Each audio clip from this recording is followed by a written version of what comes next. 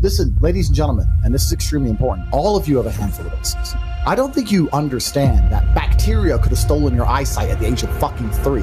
You could have been in a car crash at 4 years old and lost your legs. You have any understanding of how lucky you have been. This is pure luck. There's only luck has kept you fully able-bodied, sitting there, capable of learning and listening and becoming something.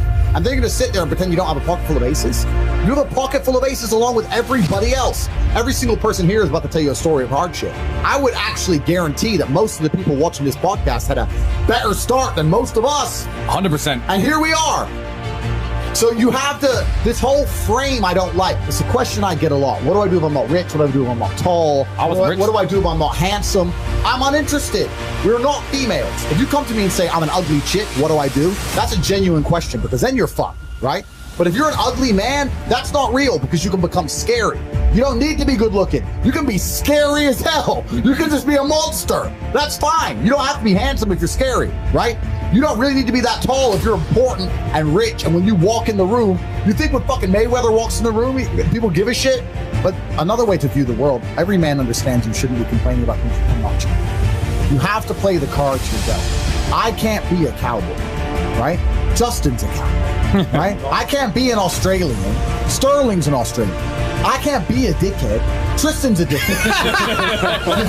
you have to accept your role and you have to play it, right? To be born a certain height and then to sit there and go, what do I do? I'll tell you what you do. You become the best version of yourself, just like everyone else does. We're all born, okay, let's say we were all blessed with height at this table. We still had to become the best version of ourselves. If I was only 6'3" and didn't achieve any of the other things I've achieved, none of you would be watching this podcast right now. True. Nothing about the height is in and of itself enough value for me to be a valuable man. As a man, you build your value. You are born with the cards you're dealt. Sure, it'd be ideal. Look, I'd love to be 7 foot tall. I'm not.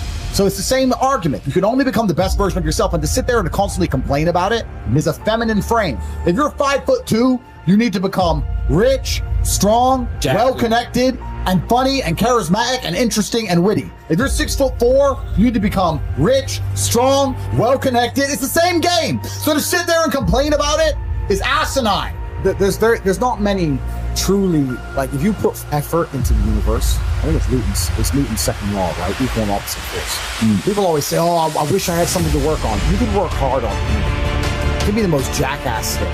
But if you truly work your ass off, it's difficult for it to have a negative impact on you. Who knows, right?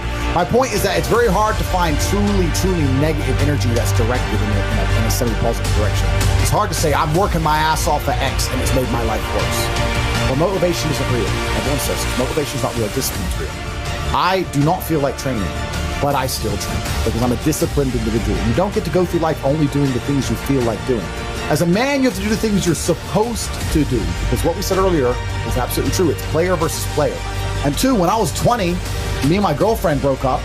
I was with her for 4 years. I couldn't sleep. And this is before social media. You couldn't just chase a bitch. Like, that was it. She's gone now.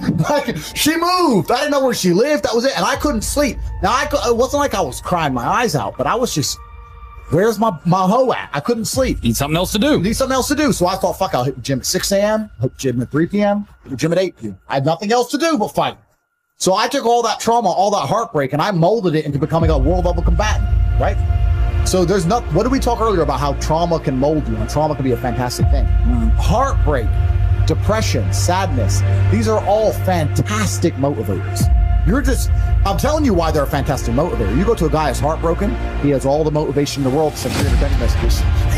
He has the motivation, he's putting it in the wrong place. Life's gonna hurt you, and how you use that pain is completely in our hands. You can use that pain to galvanize yourself and say, I'm a better man you've ever been. I'm not saying that I'm only successful because of some chick. I'm saying that every single time that I was heartbroken, I never wasted a second. I was never wallowed.